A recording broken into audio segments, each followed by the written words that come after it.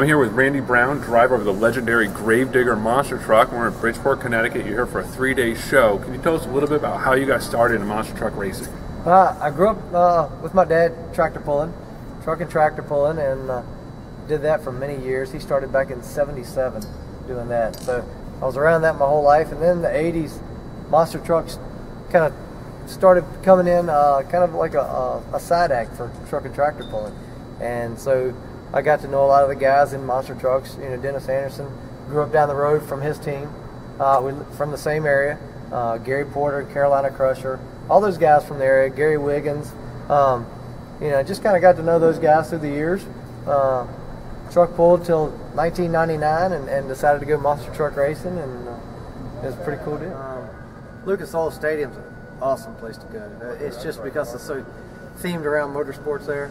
I mean, I love going there. Are the small arenas tough? Like, do you feel pressure to put on a... Yeah, you do, because, you know, people see the show on TV, you know, and they want to see that type of show here in this arena, and you want to give them as close to that as you can without going overboard, you know, in these arenas. So it's a lot of pressure. It's a lot harder to drive in these arenas than it is at a stadium event. Oh, I bet. Yeah, a lot harder. You've done truck pulling, you've done monster truck, you've probably done other motorsports. Is there anything, any dreams, any monster type of racing you want to try that you haven't yet?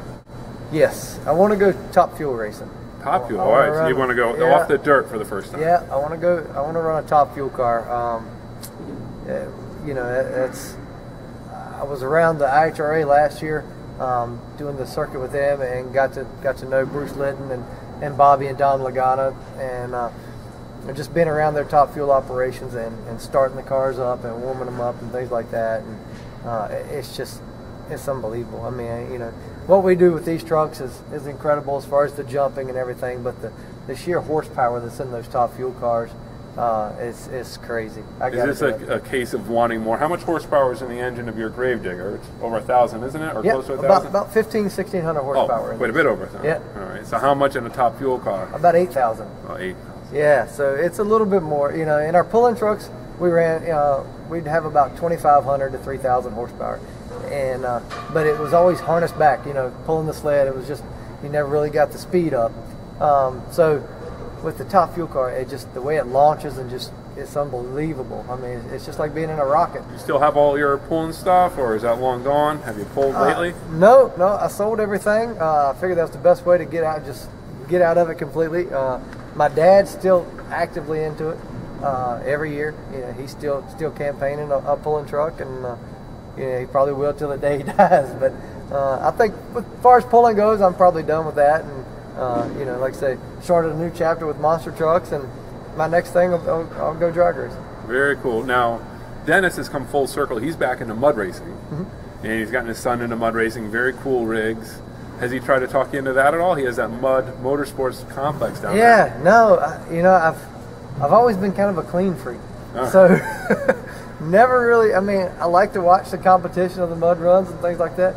Joey Parnell, who drives the Ninja Turtle trucks for me, he's got a really nice mud truck that he runs down there and competes with Dennis, and you know, those guys love it. It just it's something that's never really appealed to me. You know, you're only looking out of the windshield for a small portion. Do you actually have viewing through the floor? Yeah, you can see through the floor quite a bit. Now, with the head restraints and everything that we have, you don't get to roll your neck down and look through the floor as much. You're basically looking through the windshield. You just kind of roll your eyes and see where you're at, you know, if you have to.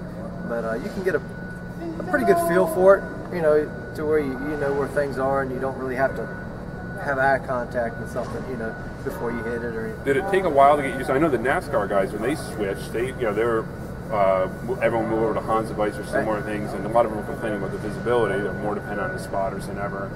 Do you guys have spotters? No, not really. And you know, it's. Is the radios off, or do you have two-way radios? We can't. Yeah, we do have two-way radios. We use them sometimes. Sometimes we don't. You know, small arenas like this, it's really, you don't really need it. You'll know before they do. Yeah. So, you know, it's, you just get a feel for it. You know, when you're out there running the truck, and after so many years, you know how to handle it. You know what the truck's going to do. You know how it's going to react, and and your distances that you have to have.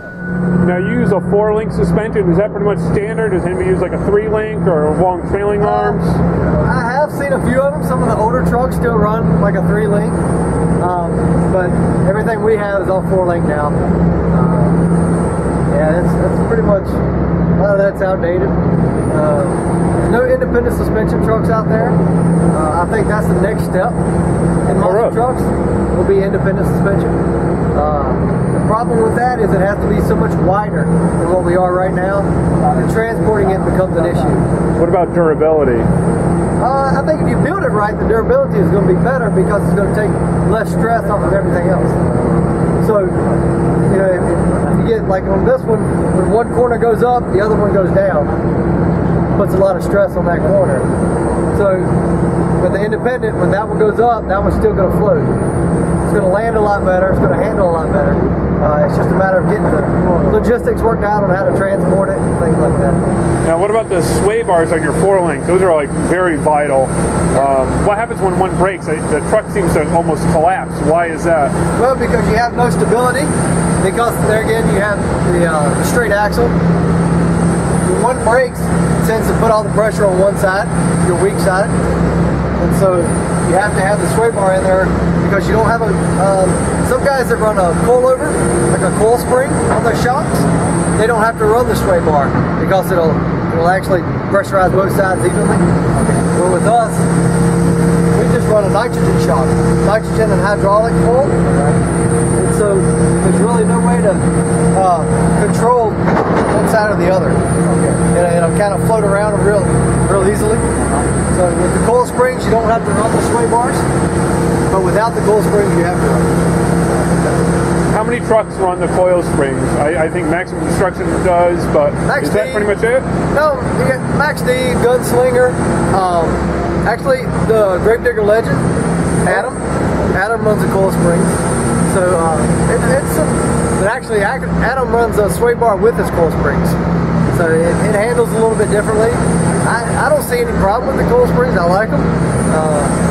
It's just a matter of what you get used to. So, yeah. Were the leaf springs long gone by the time you got into racing? Oh yeah. So you never had to experience that. That's why you could walk without. Exactly. Yeah. Even my ride truck's got coilovers on it. So yeah. How long does it take to make a truck from nothing to finished product? Well, they just do that one 10 days. 10 days. We just built one in 10 days at the shop. Whole chassis, everything. Complete, top to bottom, out the door, gone to race. Which truck is that? Is that going to be another Gravedigger or it's the new Monster Energy truck? Oh, very cool. They're coming out with a new one, a new chassis for it. It was going to be a new Gravedigger, and then it got switched over, and now it's a Monster Energy, and it went out in 10 days. Now, does it go straight out to competition, or doesn't get run through trials? Or nope. We've done enough testing now that we can get them set up pretty good for the first race. That you don't really have to test each chassis. To maintain one, it could run as upwards of $2 million a year. Now, is each chassis different, or is there pretty much a template you guys are sticking with now? There's about 3 different designs that we work with. We have, of course, I think this one is one of the better ones, but there's different heights of motors where they sit, the engine higher or lower in the chassis, different wheelbases, things like that. But there's pretty much a standard out there now. Everybody's running about the same stuff. When Dennis started mud racing, things like that, everybody would laugh at him because he showed up with a bunch of junk, cobbled together, whatever he could scrape. And finally the guys got on him one day and he told him he'd take that old truck and dig their grave with it. Everybody in the mud pit started calling him Gravedigger, and it stuck from then on.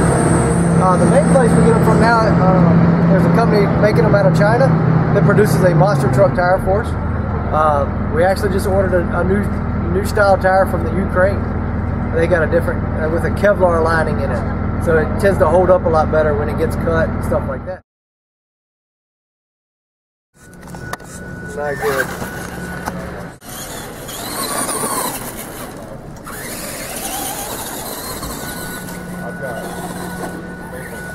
Oh, that's perfect. That's exactly right there. A little scuff, a little character. It's all right. Hey, here's the big job. I can't even drive it straight.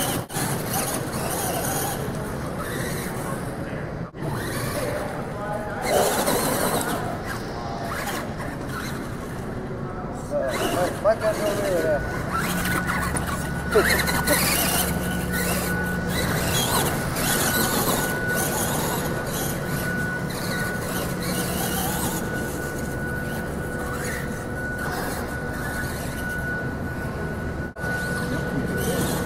the part that gets me. When it's coming back to me, I can't steer opposite.